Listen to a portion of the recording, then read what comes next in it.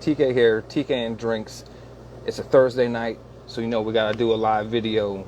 Tonight, we're hitting off with another live mead review and just some more behind the scenes with TK stuff, just some more. I'm not really doing a full TK and Drinks that mead show, but we're doing a live review and, you know, just be touching on some things. I got some announcements I want to make and, you know, just a little us time, just a little TK and Drinks and friends and hang out and just chat with y'all. Oh, see my dad pops in. Appreciate you. What's going on, Dad?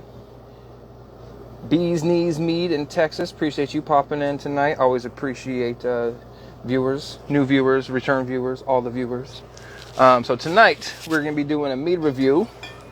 We've got a mead from my buddy. Oh, what's going on, Steven? Appreciate you popping in. We're going to be doing a mead that I got from a buddy in Tennessee called Imperial Meads. This is called Drag Me to Death. It's honey wine rested on lime, orange zest, ginger, black cardamom, and chili peppers, and 11%. I'm looking forward to trying this. I'm not a huge fan of the capsamels or anything with a spicy thing, and I guess that's kind of another point of topic. Let me get back to that capsamels thing. Let me write that little note down here because I got some mead opinions I want to talk about. I think that's part of the behind the scenes thing that I was talking about. Mead opinions. Yeah, so that was the naming convention, name styles, and then the other one was the... Oh, now I can't remember. What was the other thing I was talking about earlier? Oh, that's right. Cheeky names. Cheeky names. All right. A little bit of stuff I should have taken care of ahead of time. Oh, what's going on? Oh, man, all sorts of people popping in. Hey, is that Melissa? What's going on, Melissa? Appreciate you popping in. Haven't talked to you in forever and a day. They're all playing just a tip. Yeah, just a tip. Dragon Meadery, appreciate you guys popping in. Tony, hello. Always appreciate you.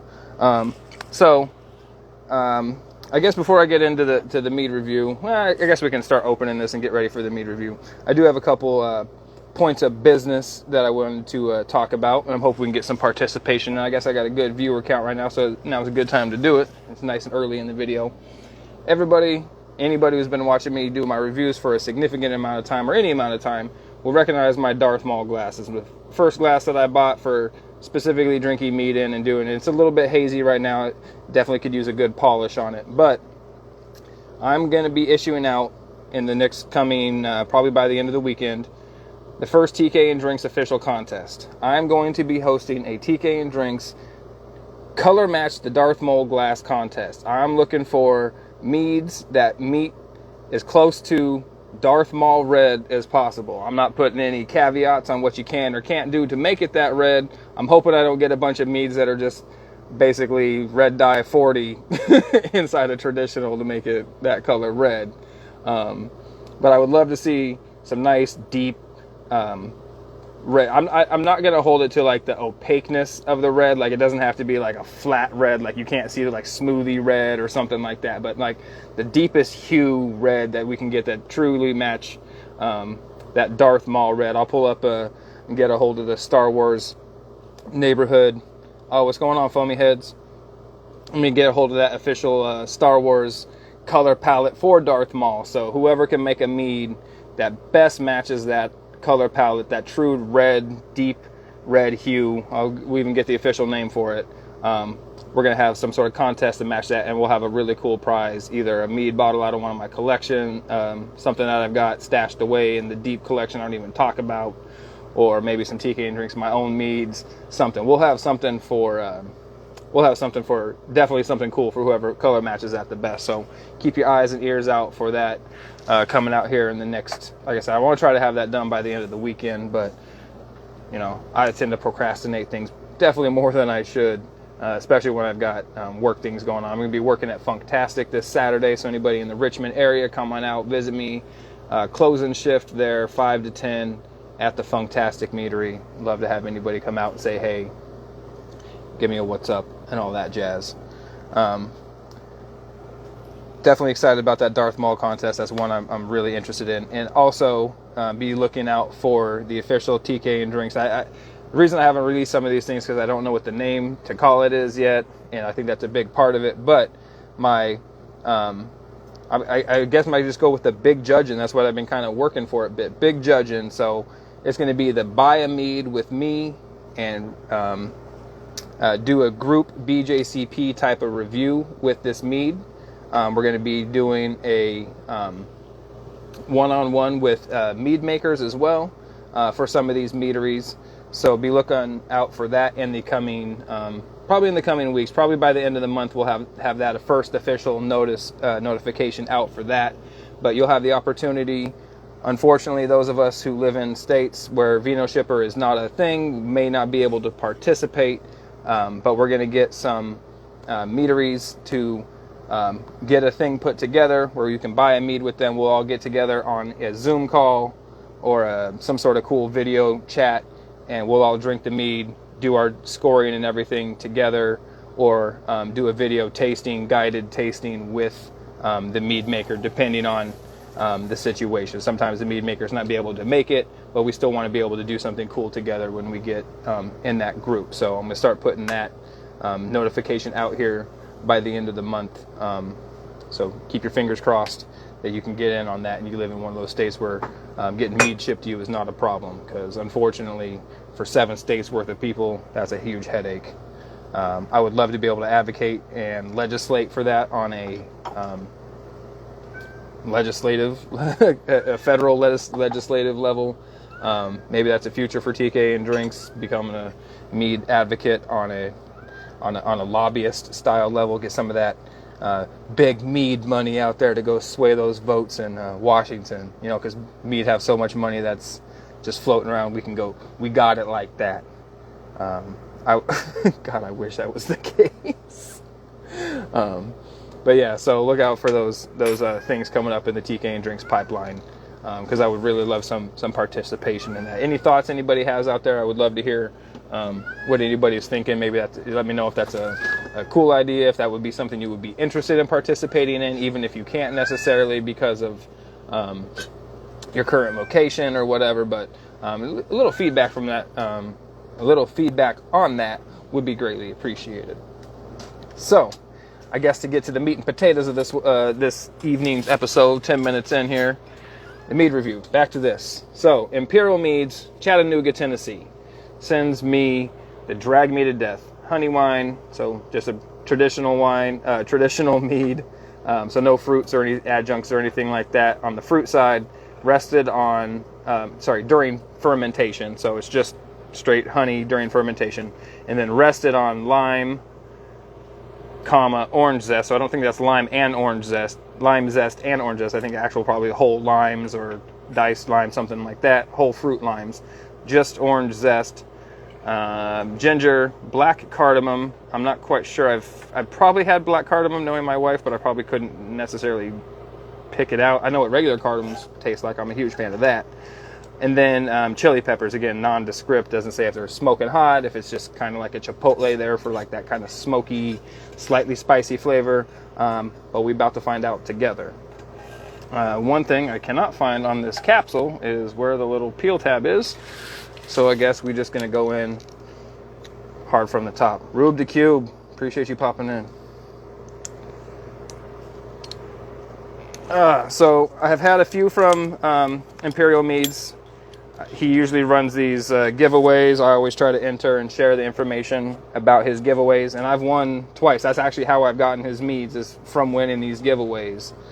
So when anybody who sees me share those stories, if you're not, hit the notifications on your stories, on my stories, so you can know when I share stuff. I don't share a whole lot of stories, and when I do, I can guarantee you it's something that's pertinent to what you want to know. It's either something related to my channel video coming out, or a cool giveaway, cool bottle release, or something like that. I don't flood your stories with baloney.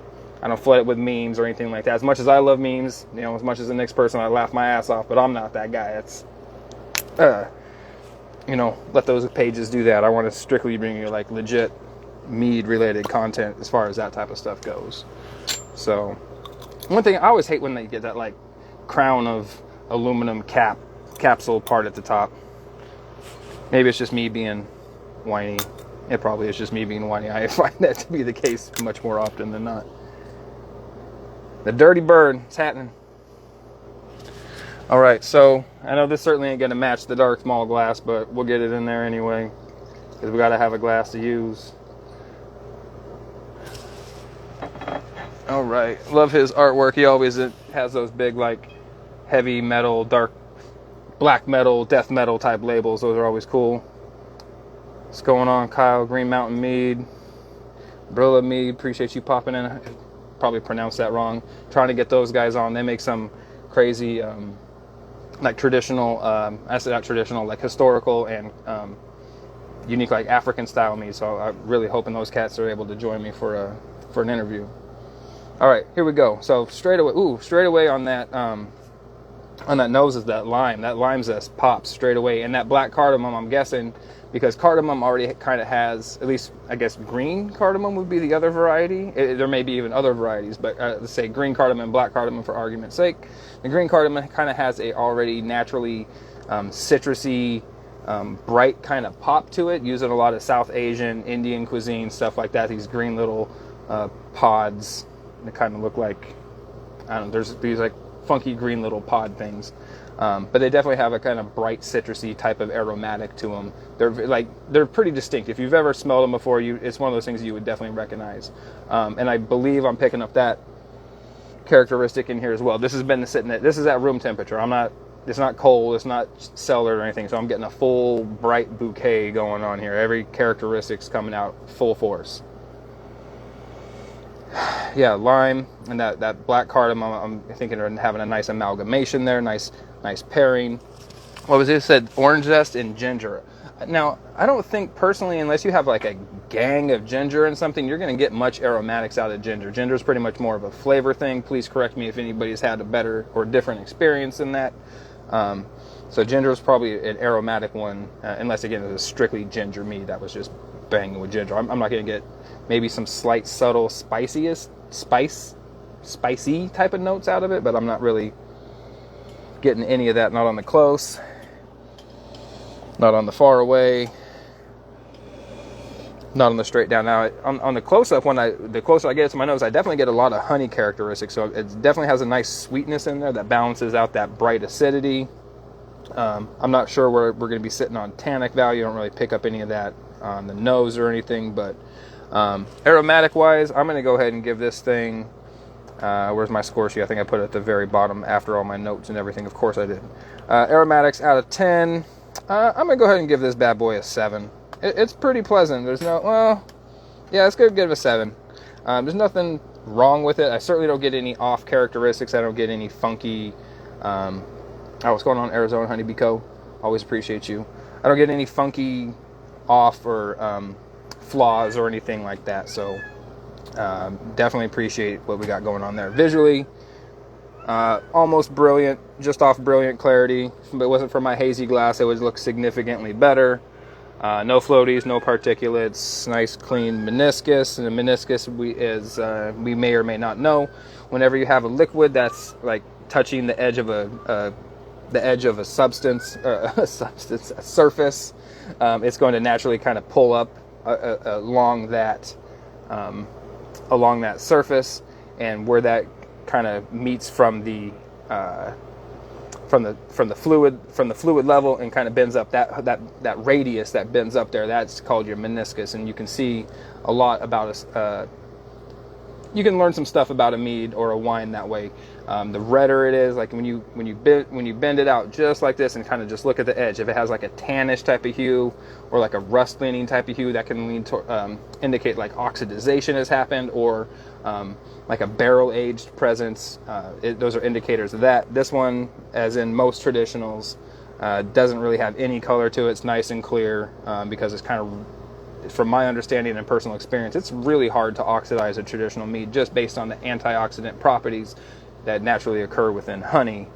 So yeah, visual, I always give them a 6 out of 6 unless they got something funky going on, because it's kind of hard to mess that up. Flavor overall, so let's get to that. One thing I didn't catch in the aromatics at all was any spiciness, any peppers. I'm not getting anything smoky. I'm not getting anything that I would just knee-jerk react and put into that spiciness. So you know what? I'm gonna actually go back up there and drop that down to a 6. Man, you know, we're gonna leave it at a 7 because I'm gonna go with my gut instinct on that. Every time I start debating, we'll just leave it at a 7, but with a caveat. I don't want to get any of that pepper characteristic, but not supposed to. You know, I don't know how often you can smell peppers, like, unless it's like ridiculously spicy. Like maybe it's at the point where you're smelling peppers, like you already know that's gonna just melt your mouth off, and you probably shouldn't like get in that anyhow. But I digress. Let's get back to that flavor.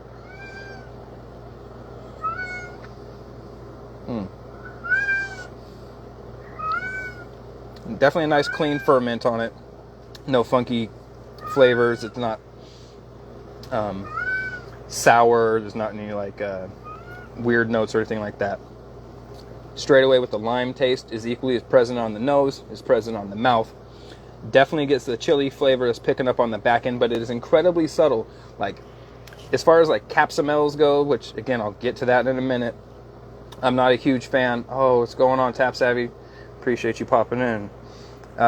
This is like the most subtle amount of heat. Like it doesn't even start to get spicy. It starts to get a little bit warm. Anybody who's listened to me wax on about my meads, I don't like I drink mead to quench my thirst, to relieve me from the heat of the cool, spicy foods that I'm eating. I don't want my mead to add intensity to that. It's cool that people like that, and that's good for them, but that's not for me. So this one, for having chili pepper listed on there as an ingredient, I'm getting just a nice subtle warmness on the backside. But mostly I'm getting the sweetness from the honey, the lime characteristic comes through. I don't necessarily, I don't know if I'm able to pick out the difference between the lime zest, the orange zest, and the lime.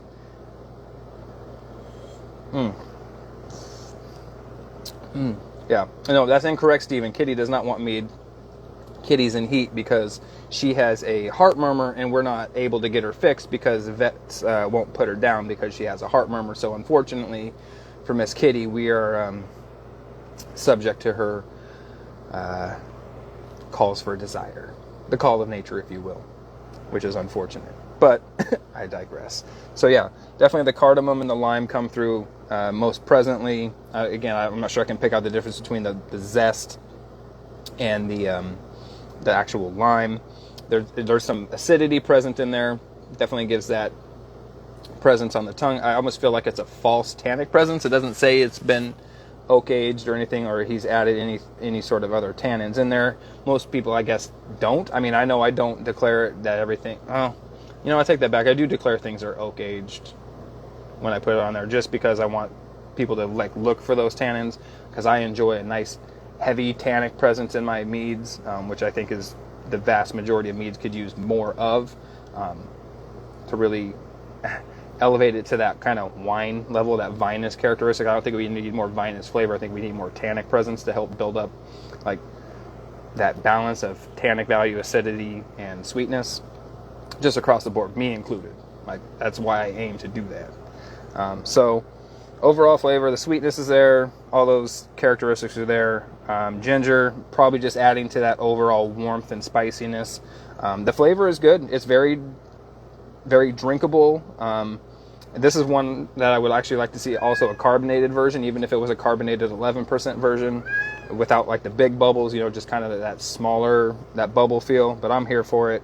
I'm going to go ahead and give this one a 21. Like, I like the flavor on it a lot. It's really impressing me. Overall, I'm going to give it an 8. So 7 and 8 is 15, and 21 is 31, and 6 is 37. So 37 out of 40, that's not bad. Or sorry, 37 out of 50, that's not bad at all. What do I feel like I did my math wrong? 8 and 7 is 15, plus 21 is 30, 35, 36, and 6, because I forgot the extra 5. So 36 plus 6 is 42. So that's, yeah, here we go. That sounds much better. Now I can actually math. Math with TK and drinks. Don't always count on it. So 42 out of 50 overall. So definitely not a bad score. Like I said, I would easily drink many more of these, buy bottles of these. This is actually a capsamel that I would buy, and I think that is a good segue to get into the next segment of my rant or my evening here, which at the very beginning I kind of insinuated, as I did not take enough time to get this prepared ahead of time.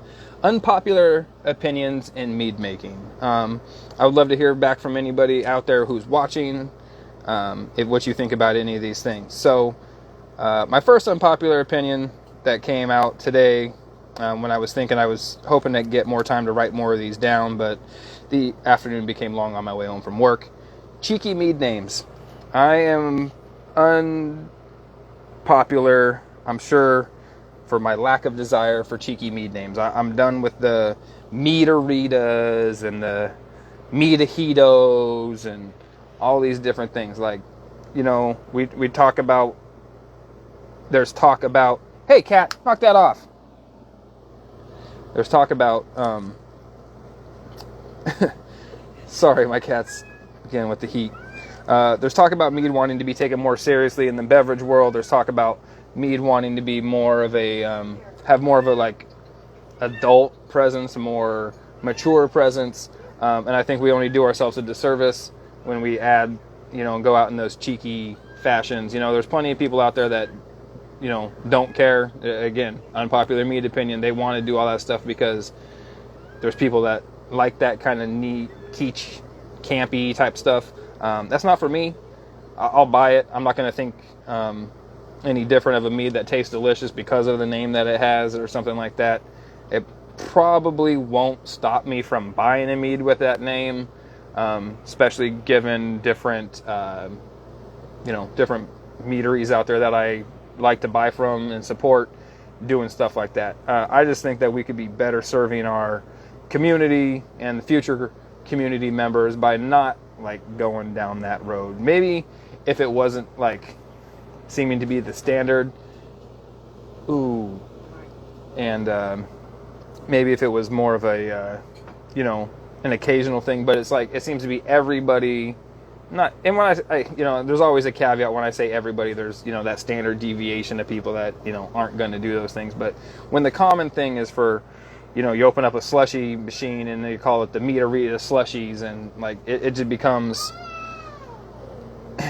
get the slushy machine, make the slushy, just give it a name. Like if you're going to name your meads, or call it a mead margarita, I respect you for that because that's what it is. It's a margarita made with mead, or a margarita mead slushy or something. But like just the cheeky names, and in that same vein, like if we wanted, if we want the style to be taken more seriously, for lack of a better term, the naming styles, the capsamels, the mellomels, the hydromels, they're very indicative of older styles of thinking, more traditional styles of thinking, things that kind of lead credence to the, Renaissance fair. It's very, I don't know what a better term to use for it is, but antiquated. They seem like antiquated terms. We can just use, like, people that put on there that they're making, honey wines with, with fruit and everything. Like, that's what they're doing.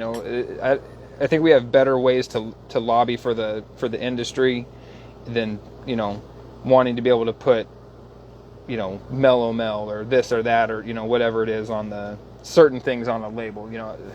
That's a slippery slope. I'm kind of digressing from my original point, but just the names of those things where they're referred to that as the standard, I think could really benefit benefit a larger number of less knowledgeable people into this realm.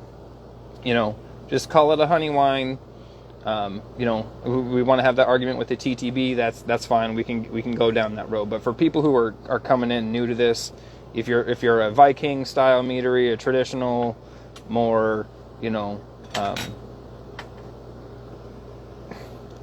I use that term loosely, but I'm going to stick with it, like that Viking style meadery. Then it makes sense because that sticks with the theme and the the style of your meadery. That makes sense. But for those just to be like standard broad industry terms, I think it just does a disservice. I'd like to see a lot more people like stray away from those. Like, I guess for like the judging aspect, it makes a lot of sense. Even then, I think we could probably get away from that, because I don't even necessarily think they use any of those terms now that I'm thinking about the BJCP guidelines, and I got, the score sheet here in front of me. It doesn't say on here anywhere. Now, even the category, there is a category mellow mel, which we could change to like mixed fruit, or all fruits, or any fruits, or other fruits. That could be easily changed. I think that's probably one of the only ones on there, because we don't have metheglin on there. You have fruit or spice vegetable, herb spice vegetable, or you have fruit and spice. And then, sizers and piments. I guess you could just apple meads, grape meads. That wouldn't be a huge change for those. But I mean, I guess that's in the most technical aspect of the scent, so we might be able to get away from it there, because that's not, again, necessarily entering competitions isn't something that like new drinkers are necessarily doing, so that I guess is a caveat of the situation. But I would really like to see, just in general, stray away from the cheeky names and stray away from like the traditional naming styles, unless it specifically fits your convention. I just think it might not be off-putting to new drinkers, but it certainly could be confusing and seemingly confusing, I guess. If the name fits, it fits. Many folks visiting... Whoa, there goes the phone. If the name fits, it fits. Many folks visiting meaderies are there for their first experience. Cheeky names that fit make it more approachable for the uninitiated. And you're not necessarily wrong there. It's the same thing with like, again, it's an unpopular opinion, because I just busted the balls, and I say just, earlier this year I was busting the balls of the Mead Institute for going out there and saying that Mead needed to take a more adult approach, and they were going to, if for their competitions they have a certain standard of things that can and can't be on labels, they don't want suggestive names and things that are potentially quote unquote offensive. And I was busting their balls about, who decides what offensive is, and these things, that's going down a slippery slope from, because mead is an adult beverage. Nothing about the label should be construed as, towards children, even if something has kind of like a cartoony look to it, or a more like, friendly graphic design to it. Doesn't necessarily mean it's aimed at children. It's 2024. Plenty of adults out there consume media of all varieties and shapes and sizes and colors, and artistic styles. And to your point, you're not wrong. If a cheeky name fits, it fits. And the meaderitas and the meadejitos, those are probably on the outliers of the like super corny names and stuff. Again, it's a hard argument for me, because you're not wrong. It does make it approachable for the uninitiated, but I don't think that it does it. I don't think that it does the industry a service over I don't think it does the industry more service than it does it. It does more of a disservice than it does a service on a whole. If folks like it, they'll be open to dive deeper into other things. And you're not wrong. I just think that people could, in my opinion, achieve those same things with that, a name that doesn't have to be campy and niche and everything. It seems like, I don't know what the term for it is. It certainly doesn't seem money grabby, because I expect people to be trying to grab money for their business. That's the entire point of being in business, is to sell things. I don't know. Maybe for lack of a better term, lowbrow. It's like dad jokes in a area where we could be serving like higher quality jokes, for lack of a better term. But people. There are plenty of people out there that love a good dad joke and whatnot. So I guess I would just like to see it to a different level. But I'm not going to, like I said, I'm not going to turn anybody down. I'm not going to not drink anybody's mead if they do it. I'm certainly not going to tell people not to support somebody if they do it. Mead industry is so small. There's many more reasons why I would tell somebody to not support a meadery before it came down to cheeky names. Chief amongst them would be quality of product, because I'm certainly not going to support a place that puts out subpar products, because they're doing me an incredible disservice. And maybe that's my next unpopular opinion. Is I used to host the idea a high tide rises all ships, and while that is accurate, I don't necessarily think it has the connotation that I used to. Some ships out there that don't need that shouldn't be benefiting from the high tide because they're not doing the best service to the community. Maybe that's a conversation for another time, or maybe that's a conversation for right now. What I'm going to do is finish the rest of this mead, though.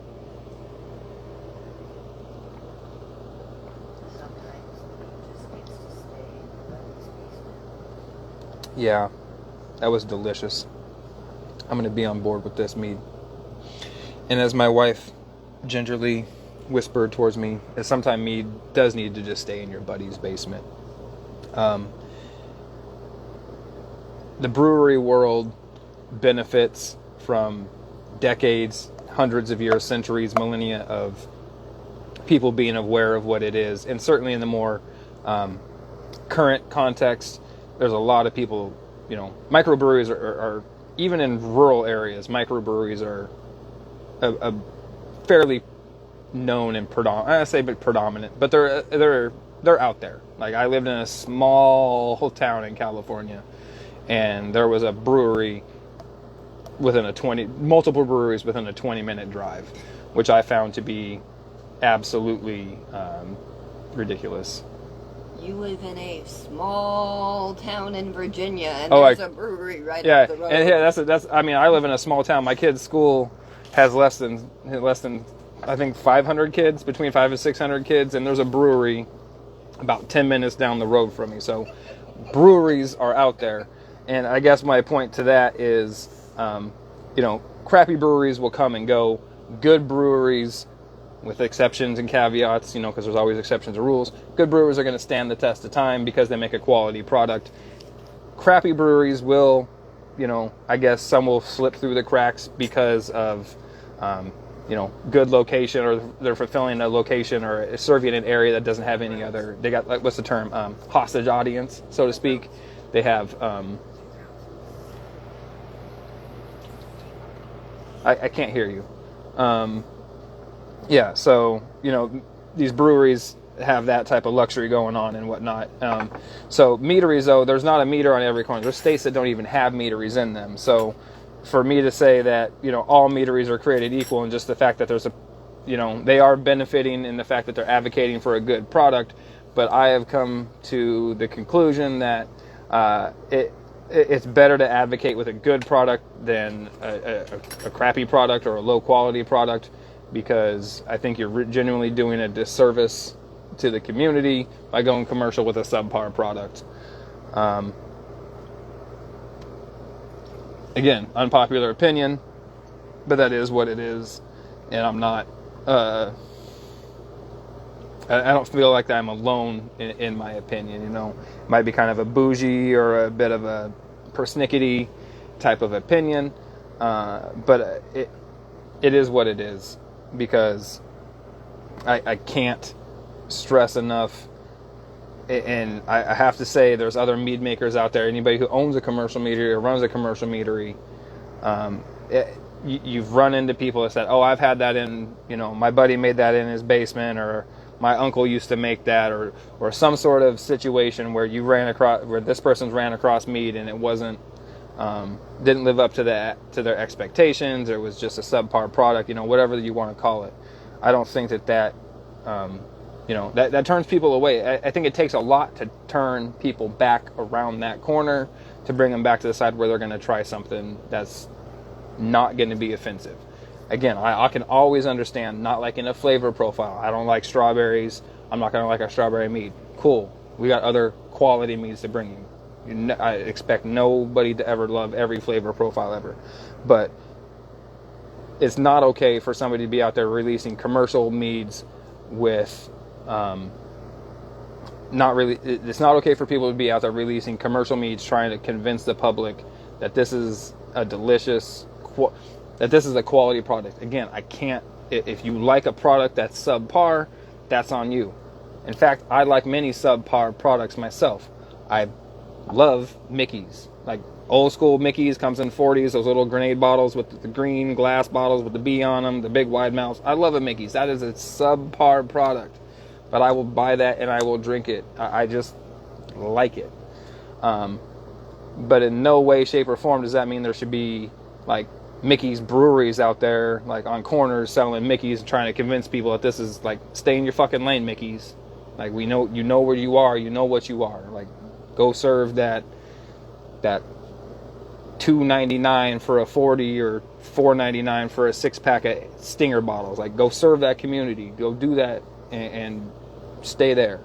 It might sound a bit harsh, and you know, I guess so be it if that's the case. But I cannot get behind meaderies selling subpar meat out there, because it's, in my opinion, really hard for those people that have that first experience with a mead that turns them off. You know, and again, I understand there's going to be people that go out to, you know, pick your favorite meadery. I'll pick my favorite meadery. You know, Manic Meadery in Indiana, one of my favorites. They do bone dry wines, they do bone dry meads, dessert sweet meads, everything in between, traditionals, big heavy berry bombs. There's people that are going to experience some of their stuff and not like what they find. When you offer a whole catalog of stuff, you can't be guaranteed that even when you are the guy who makes, again, in my personal opinion, you are the guy who makes some of the best quality product out there, there's going to be times when you don't put your best foot forward, quote unquote, when your best foot isn't represented at the time, and it just happens. You know, you can't, what's the term? You can't please all the people all the time, but you can do your best to put the best quality product out there. And I think, and I'm a benefit of this community. One of the things I also say a lot of times is when I go to judge events and stuff like that is, you know, I haven't come across a lot of shitty mead, which is nice because I hear horror stories of past. I'm listening to old podcasts and old episodes of like Got Mead and Meadcast and whatnot, just trying to, you know, fill up my mead knowledge bank in my head. And that's one thing I'm hearing from, you know, I think I'm back to like 2016 and farther. Before I'm up till about 2016 is where I start hearing people talking about the change in the mead industry, where homebrew meads are starting to be on the same level as commercial meads, and they're not even saying on that. They're saying that's, you know, they're noticing that as a trend. So I think by the time 2017, 2018 comes around, you're starting to get the vast majority of homebrewers and commercial meaderies that are producing a quality product out there. I think that that led to potentially a false, and maybe it's always been a thing, I'm gonna say a false sense of what good mead is. Again, I think that, I know there's a lot that falls into personal opinion, but I think there's also been a culture created through success of meaderies, and especially through the pandemic. Maybe it's like beating a dead horse, but I started getting into the mead industry heavy. I've been drinking mead for about a year before that, roughly. But after when the pandemic started, that's when I really started branching out and blossoming and trying to explore the mead world. And I'll tell you what, there was a lot of free money flowing around then, and there was a lot of meaderies that opened up and took money from people in producing a subpar product. And I don't even, when I say subpar, I mean, I don't put any other caveats on that. It could be people that were putting out bone dry sessions that basically tasted like tonic water that somebody walked a stick of honey past. And I mean the guys that were out basically throwing partially fermented product out and just loading up with back sweetening with so much honey that it became basically more honey than raw honey than fermentation. You know, anybody who is out there trying to compete on that like sugar belt style, that dessert style level, like both of those are equally as offensive in the world of mead, and same with the people that are hitting in the middle. If you're, I always bust balls, if you're putting out a 750 of cherry mead and it looks this color, like, I have questions about the quantity and quality of the cherries that you put into your mead. Just because I of the people I've talked to and the people that I know in the industry, like, that put out meads with that flavor, like, if you want like an accurate representation of that flavor, when you tell somebody, think about the picture you create in your head when you think cherry mead. What's a cherry mead? It's going to have honey. It's going to have cherry flavor in it. It's going to have some sort of depth of character that reminds me of actual cherry fruit. And then when you get something that looks like that, that just kind of has like this overwhelming generic mead characteristic to it, with like a hint of what you perceive to be cherry or possibly artificial cherry or something like that, doesn't do it for me. You're doing the whole brand a disservice by doing something like that. You know, and it's not. What's the phrase? The road to hell is paved with good intentions. You might have the best of intentions of going out there and all the genuine interest and heart. You could have more heart and passion than anybody. You could have more heart and passion in this than Ken Schramm, and you're putting out a product that's like that because it's cheaper, easier, quicker to make. And you're thinking that, man, I've got these skills, I can turn these bottles out, and people are buying them because they don't know what they don't know. Maybe you don't even think about it like they don't know what they don't know, but it's got to be subconsciously in there because, man, there's a lot of it out there, unfortunately. And not necessarily in ratios, but I just see it a lot. Bottle sludge is a huge turnoff from commercial meads, right? And that's why Schramm's is as popular as they are, and that's why places like Schramm's, Funktastic, Manic, Maniacal, Pie Road, Honey Pot, Standard, Pips. That's why these places get the draw that they do, is because they're able to offer those big body meads full of character, full of flavor, without having that viscous, cloying, sludgy type of feel.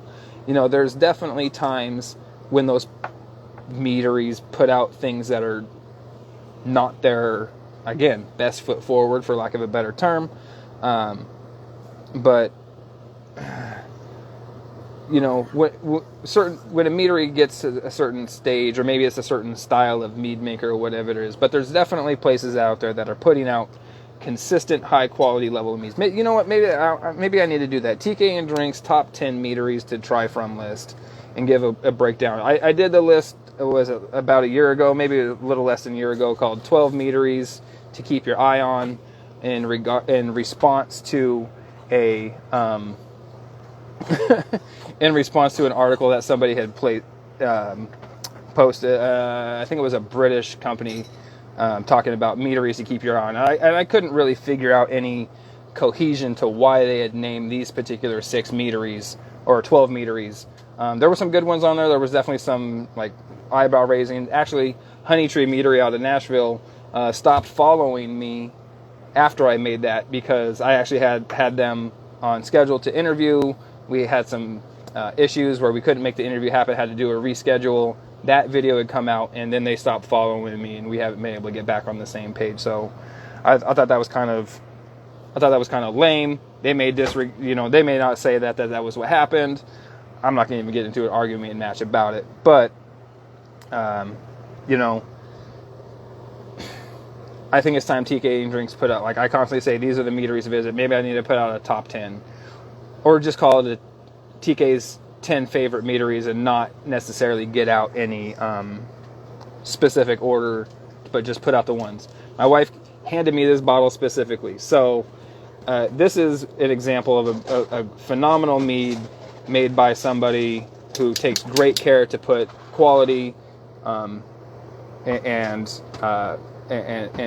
and quality and character and uniqueness above everything else. So Honey Pot Meadery in my top 10 meads, TK and Drinks 10 favorite meaderies. Honey Pot Meadery out of Anaheim, California. Again, what does he have in common with Manic, the other meadery? Does a style, does everything from bone dry to dessert sweet. Does fruit wines, does meads, does regular grape wines, does sessions, does everything. I mean, there's not a thing on the board the guy's afraid to do. And dang it, dog.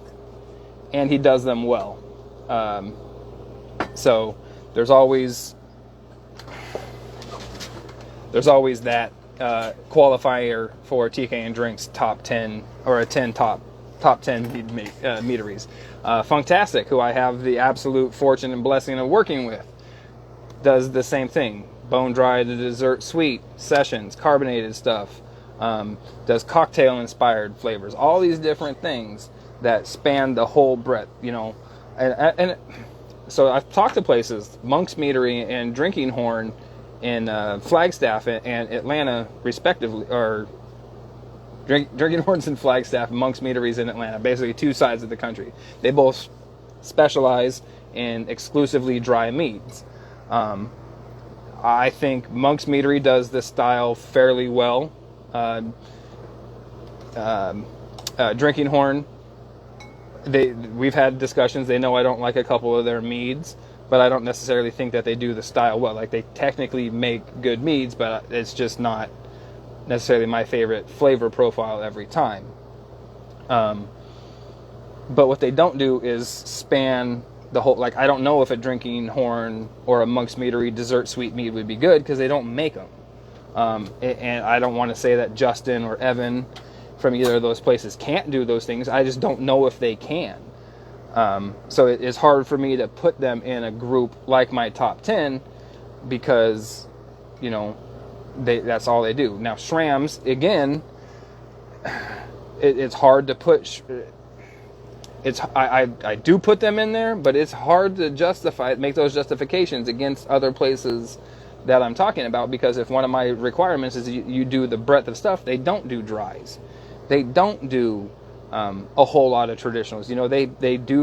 They have their style, and they equally pigeonhole themselves into that category or into their corner. They full character, full body, typically dessert sweet or dessert sweet leaning through perception characteristics, big berries,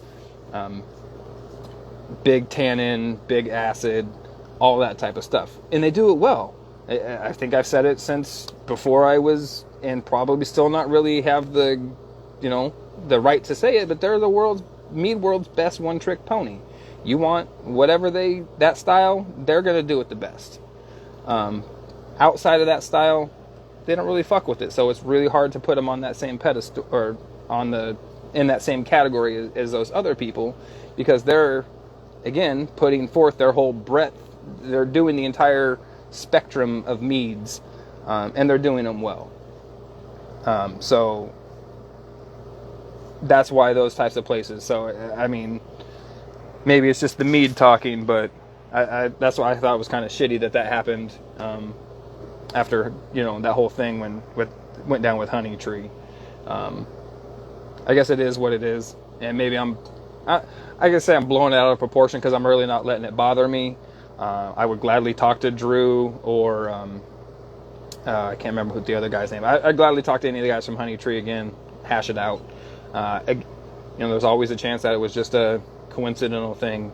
It doesn't seem like it for me, but hey, I'm willing to be able to look past that. Big hops, yes. Big hop flavor. If you're going to have hops in your mead, do it well. Let that green, funky hop character come through. Let that juiciness of that natural hop come through.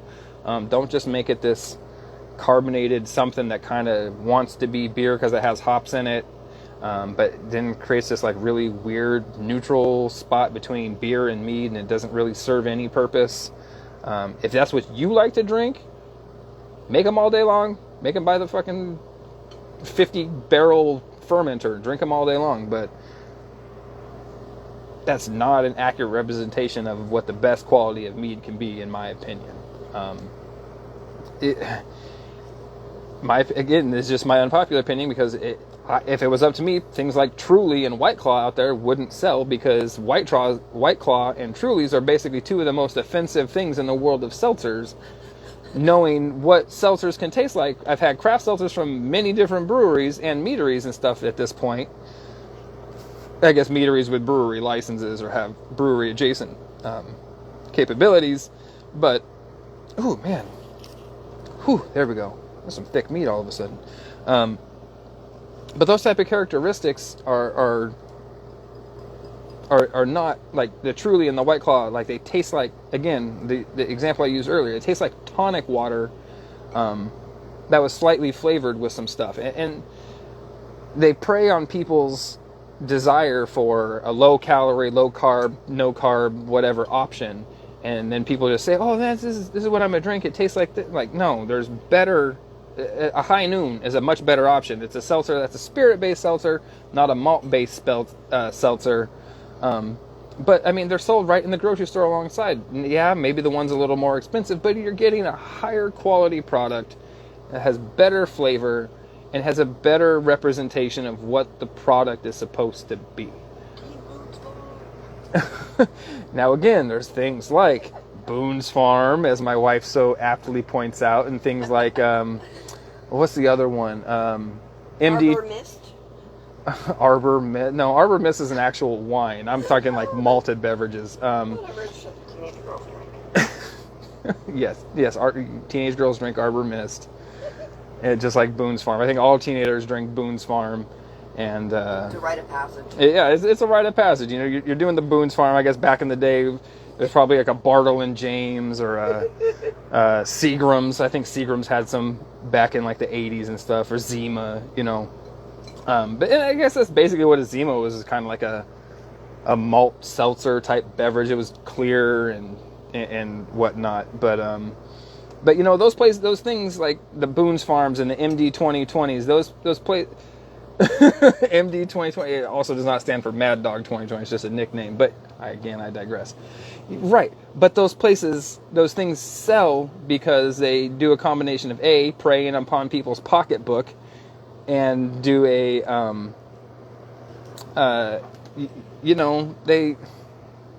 that's about it. They prey on people's pocketbook. A Mad Dog 2020 is some of the fine... see, I've just called it Mad Dog 2020. As long as I know it's not their real name. Where does that fall in this? So my wife is currently asking me where a Jack Daniel's brand falls in. Now, with just looking at it, I'm assuming it's Jack Daniel's brand. That does not mean that it's going to be made with spirits. I'm guessing. It says right here on the bottom, premium flavored malt beverage. So this Jack Daniel's Southern Peach, whatever they call this, is a malt beverage. So this is basically a seltzer, same thing as like a White Claw or a Truly, just flavored with peach and a much higher quality fermentation and probably content made into the character. But yeah, so that is the same thing as a Zima, basically just peach flavored all these years later. What the fuck is a Zima, she says. Oh my god. Like, I don't know who I married all of a sudden. So Zima, for the uninitiated, if you remember in the 90s, they had this, like, it was a beer that was clear, had this really thick, weird bottle, had like all these ridges. It was almost looked like that, like a bolt pattern or something. It was like a star pattern on the outside, and it was really thick glass.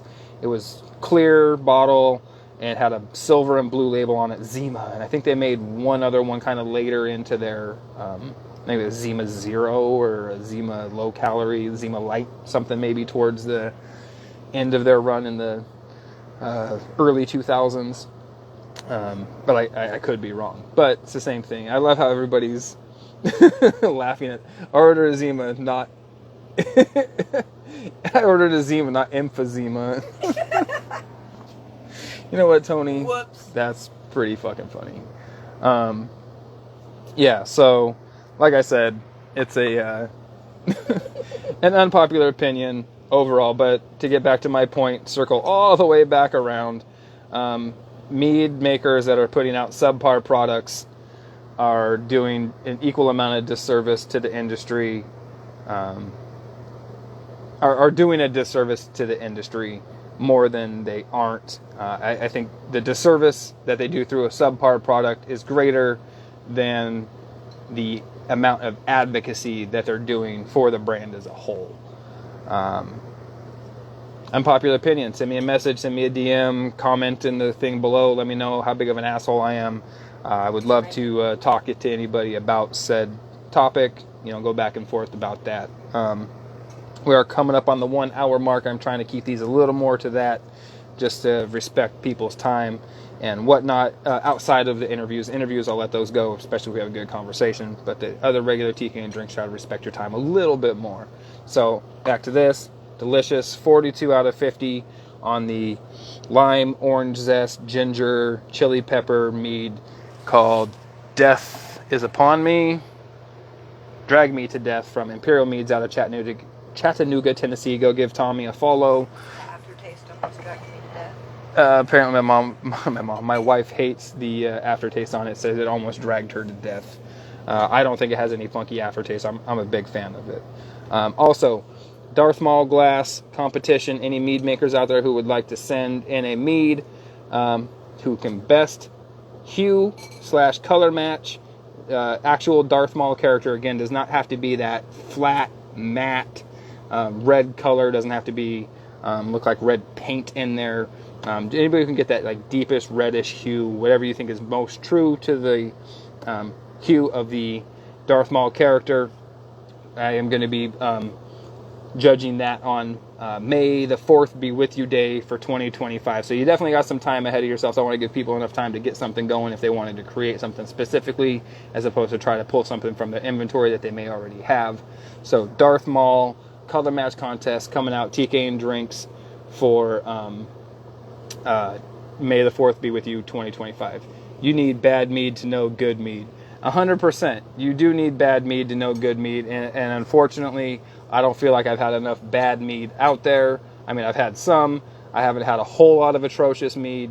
I do try to find a good bad mead as often as I can. So anybody who has a good bad mead they want to send me, DM me, comment below. I'd love to send you a label so you can send me some crappy meads, and we can talk about that, and I can get some better understandings of flaws, negative characteristics, etc., etc. And again, also be watching for the TK and drinks posting regarding the big judging events, which is where we would all get together, buy a mead from a meadery, and do an online BJCP review, or the I can't remember what the other one I was calling it was. That was the big judging event. No, I can't remember what I called the other one, but basically the interview with a mead maker where we would all buy a mead from the meadery, but instead of doing a BJCP style review, we would be doing a guided tasting with the mead maker. Maybe we get 2 or 3 bottles. I'm trying to put that together. I have one meadery on board with me so far, so I'm going to be putting that out there and getting some opinions coming back on that, but I'm definitely interested in getting that going as soon as possible, because I think that would be a great thing for the to get other people exposed to the meaderies that I enjoy, and kind of try to put a little credence to why I like the meaderies that I do. So thank you everybody for being here tonight. Again, go follow Imperial Meads, enter his contests, or his not contests, his giveaways whenever he does those. Follow TK and drinks, check those notifications on your stories, activate all of TK and drinks stories, because I guarantee I'm not going to be bombing you with anything that's not notifications of interviews coming out, notifications of contests, bottle releases, cool things to be involved with in the mead industry. If you want some of those more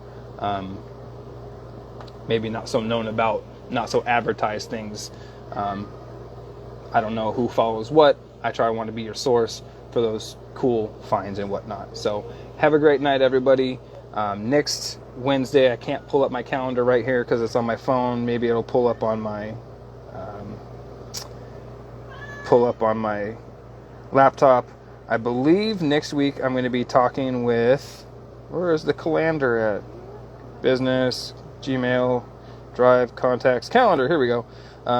Next week I'm going to be talking to David from Misty Mountain Meadery, I want to say. Fingers crossed if my calendar will load, because I'm in the middle of nowhere with horrid internet. Anyway, I'll be posting that, so keep an eye out for that. Peas and carrots. I'm not quite sure what that means, but I probably missed something because I'm pretty dense at times.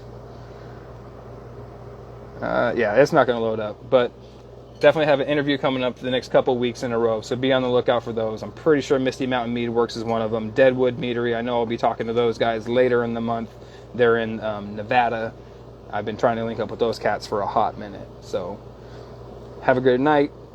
Be on the lookout. Go follow my stories and whatnot, and we'll be seeing the next one. Peace.